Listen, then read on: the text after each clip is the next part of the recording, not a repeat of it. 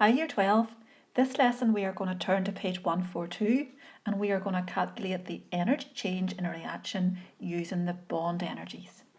Now the first thing we need to do is define what a bond energy is. Now a bond energy is the energy required to break 1 mole of a covalent bond measured in kilojoules. For example, the bond energy of a carbon-hydrogen single bond is 412 kilojoules. This means, therefore, that to break 1 mole of carbon-hydrogen single bonds, 412 kilojoules of energy are required. Now, the higher the bond energy, clearly the stronger the bond. The more energy is needed to break it, indicating that it's stronger. Now, if we're going to use these bond energies, we're going to use bond energy values and we are going to do a calculation to calculate the energy change in the reaction. Now, if we look at the example at the bottom of the page, calculate the energy change in the following reaction using the bond energies given. Now, it's really important that we look at every part of the question and we look at the bond energies given. So our carbon-hydrogen bond requires 412 kilojoules of energy to break. An oxygen-oxygen double bond, well, that requires more. It's a stronger bond. It's a double bond, 496 kilojoules of energy. Our carbon-oxygen bond is even stronger again, requiring 743 kilojoules of energy. And the oxygen-hydrogen bond requires 463 kilojoules. Now, we would never have to learn those bond energies. Those values will always be given to you in the question. Now, if we look at the equation that we're asked to calculate the energy change for, we have got a molecule of methane.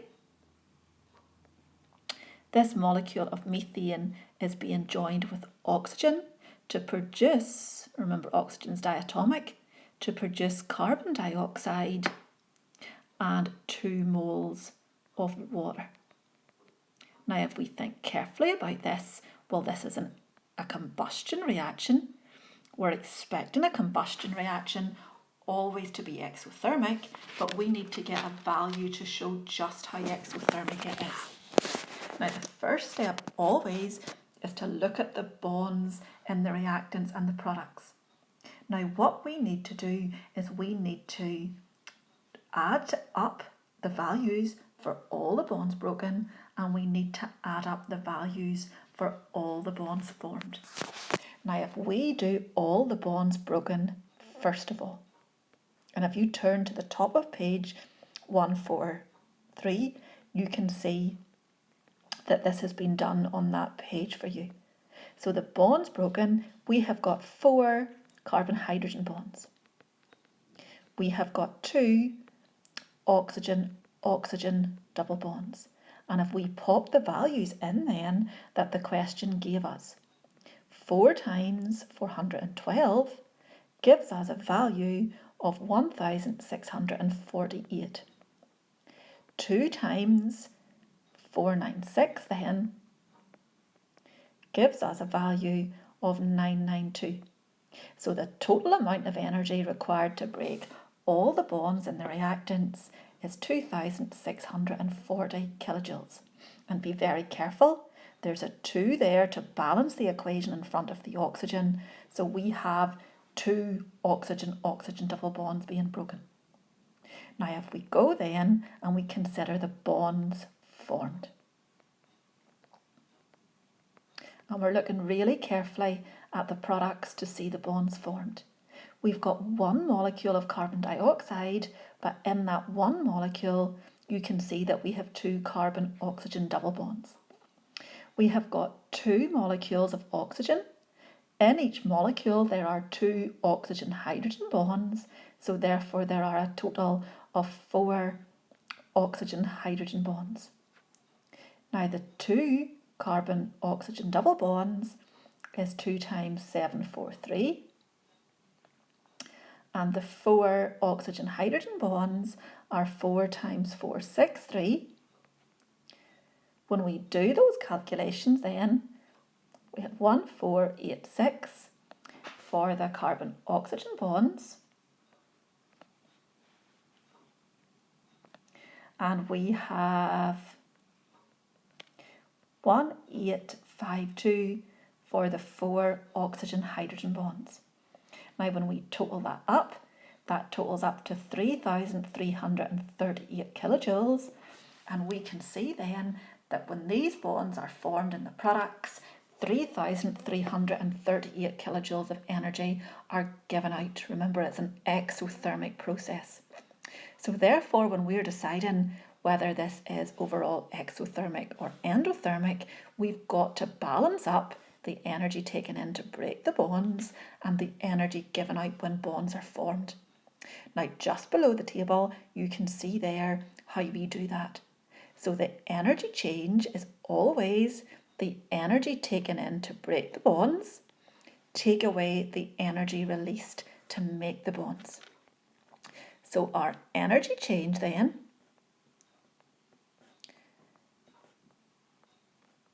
will be equal to 2640, take away 3338, and that comes out at a value of minus 698 kilojoules.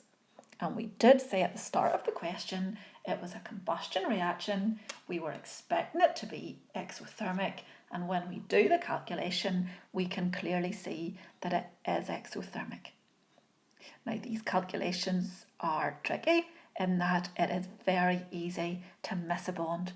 So like you see in this example, the structures of the molecules have all been drawn out, and that's really the key here so that you don't miss any bonds. Now if we consider our example, and it's the example on page 143.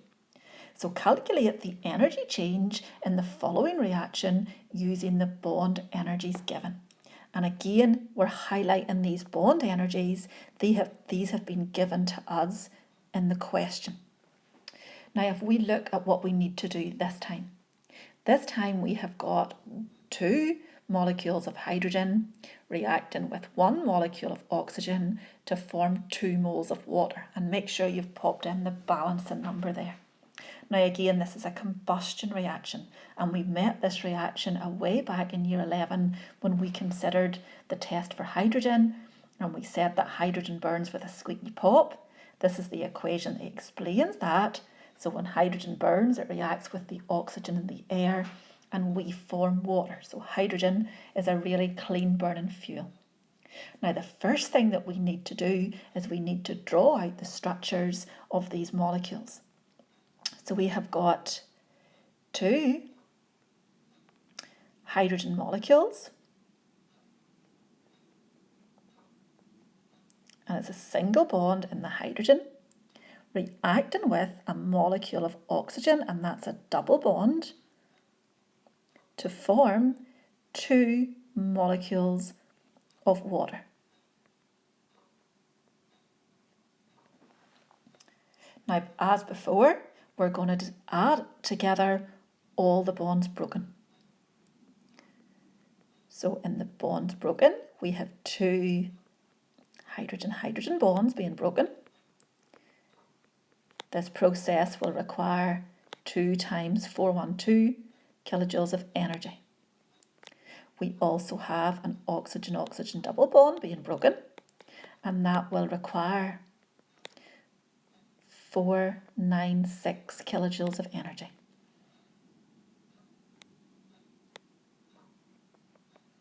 Now if we total that up, we find then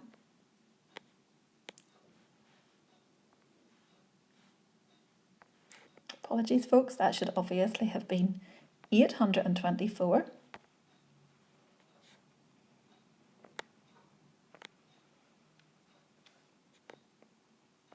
If we total that up then, we find that this comes to a total of 1,320 kilojoules of energy. If we go to the other side then, and we consider the bonds formed. Now we have formed 2 molecules of water. In each molecule there are 2 oxygen-hydrogen bonds, so we have formed a total of 4 oxygen-hydrogen bonds.